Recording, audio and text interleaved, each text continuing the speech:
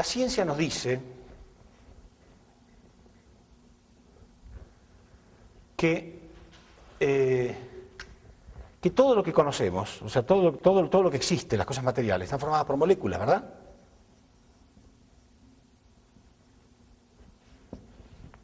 Toda sustancia, todo componente está formado por moléculas, dice la química.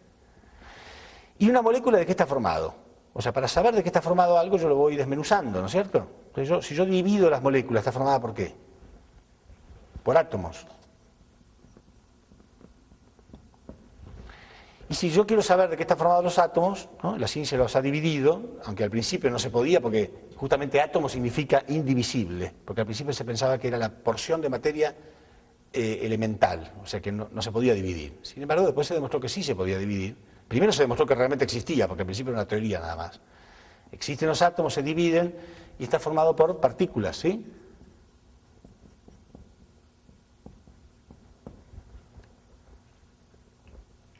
Y bueno, y después terminaron dividiéndose las partículas también, esto lo hizo Einstein, terminaron dividiéndose las partículas y desaparecía la materia, ya no había más materia, y en su lugar se liberaba una gran cantidad de energía.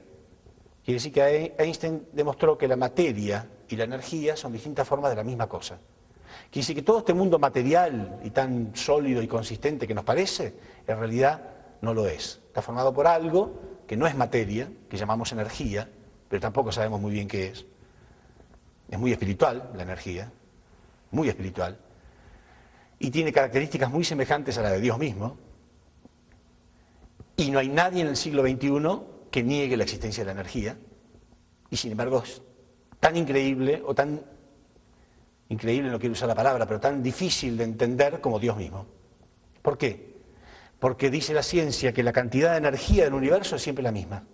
Uno puede transformar energía calórica en energía lumínica, en energía cinética, en energía potencial, transformarla de una energía a otra, pero no se puede crear energía, ni se puede destruir. No importa la bomba atómica que tiremos, ni hagamos lo que hagamos, a lo sumo podemos convertirla de una cosa a la otra, pero la sumatoria de toda la energía del universo es siempre la misma. Qué cosa rara, ¿no? Y sin embargo creemos en ella. Igual que el universo, ¿no? Yo siempre digo a la gente, generalmente cuando hablo con ateos, le pregunto, ¿pero tú crees en la existencia del universo? Sí, obvio, por supuesto. ¿Y cómo es el universo? ¿Finito o infinito? No, infinito. Ah, infinito. Quiere decir que nunca, jamás termina. Qué cosa inconcebible de entender, ¿no? Jamás termina. Entonces se quedan pensando, bueno, no, será finito entonces. ¿Cómo finito? Entonces termina y después de eso, ¿qué hay? Y no logran captarlo, pero no por eso dudan de la existencia del universo. No por eso dudan de la existencia de la energía. ¿Y Dios? Dios es lo mismo. ¿Por qué los creyentes tenemos que pasar por ridículos a veces frente a los pseudocientíficos? Sí es lo mismo. No se pueden explicar ciertas cosas, pero existen. Bueno, entonces, las moléculas están formadas por átomos, los átomos por partículas. Entonces, si empezamos desde abajo, vemos, las partículas se unen entre sí para formar los átomos se unen entre sí para formar las moléculas se unen entre sí para formar los tres reinos, el reino mineral, el reino vegetal y el reino animal.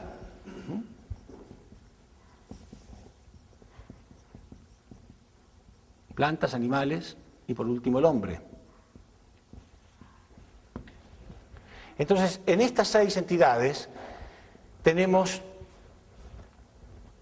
todas las cosas que conocemos de la creación, desde la partícula más pequeña, o las partículas subatómicas, uniéndolas entre sí hasta formar a lo más elevado que es el hombre. ¿Se entiende? Entonces, a esto lo llamamos creación.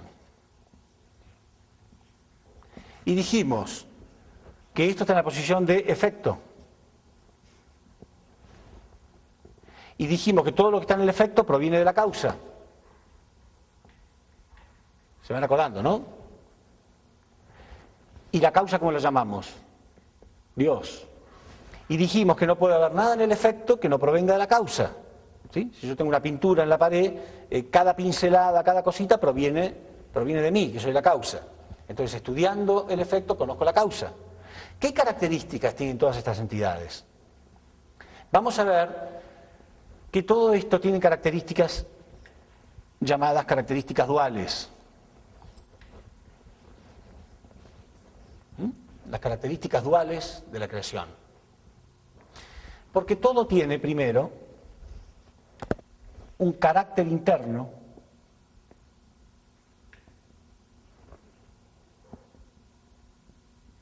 invisible y una forma externa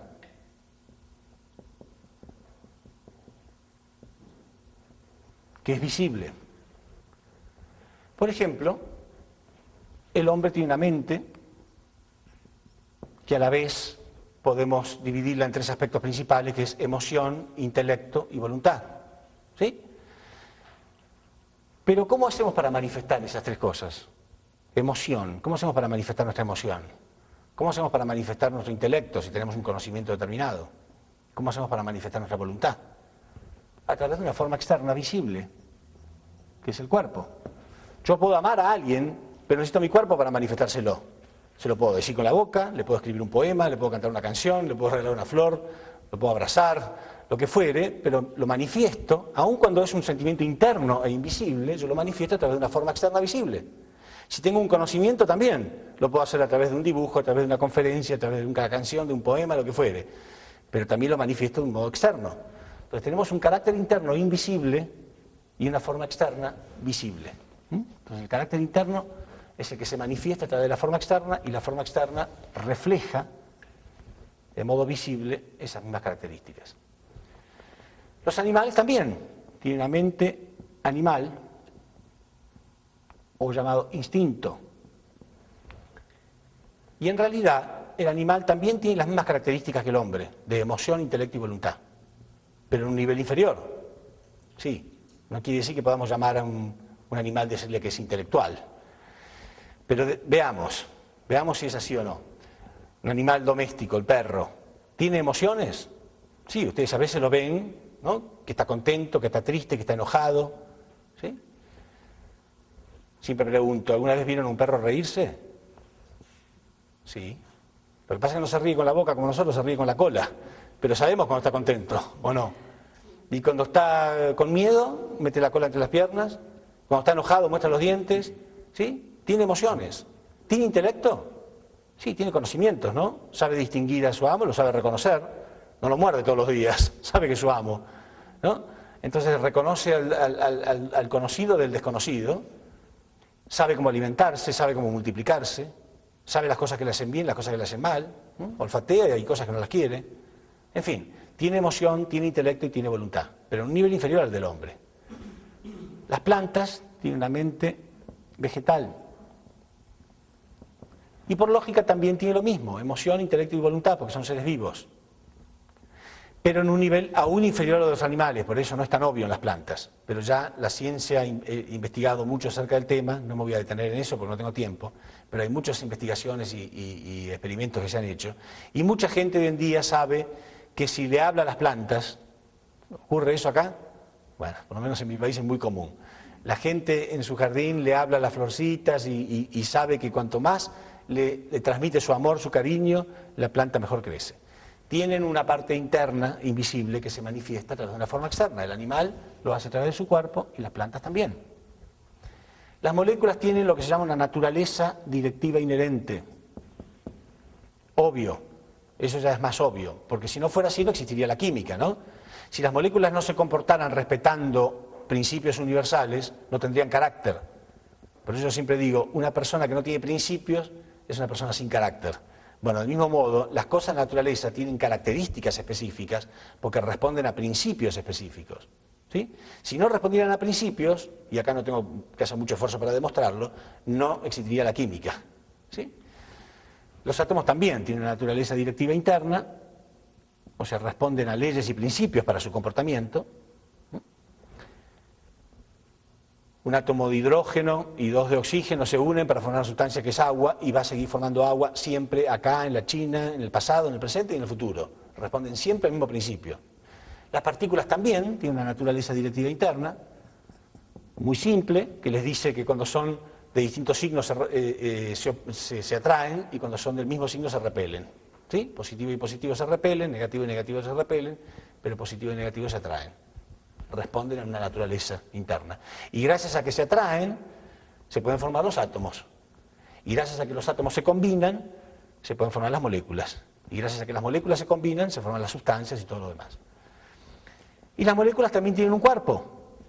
¿Y de qué está formado ese cuerpo?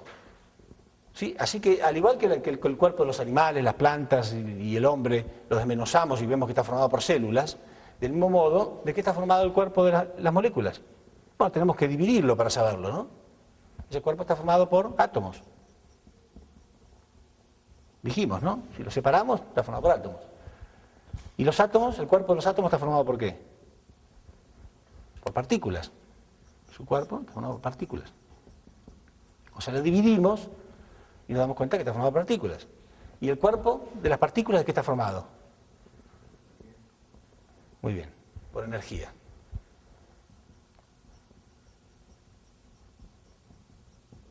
Entonces, ¿qué es la energía? Cosa misteriosa la energía, repito lo que dije antes, ¿no? Sabemos que existe, pero siempre existió, porque nunca se puede crear, no se puede crear la energía, ¿no? No se puede, está demostrado, no se puede crear ni se puede destruir, es siempre la misma cantidad. ¿Qué puede ser algo que no se puede crear ni destruir, que siempre existe? Ya lo vamos a ver. De todos modos, dijimos que todo lo que está en el efecto está en la causa. Por lo tanto, Dios también tiene que tener características duales. Este símbolo fue muy utilizado durante miles de años por la antigüedad, especialmente en Oriente, ¿no? El yin y el yang, que significa positivo y negativo, en la dualidad universal, ¿no? Para denotar la dualidad de Dios. Pero la principal dualidad es la de carácter interno y forma externa.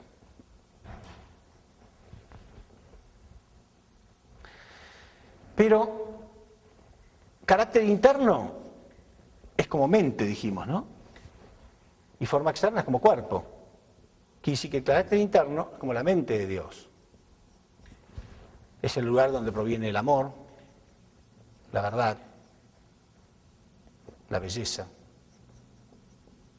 la armonía, el orden, el propósito de todas las cosas, las leyes y principios del universo. Todo esto proviene de la parte interna. ¿Y qué será la forma externa? La gran pregunta.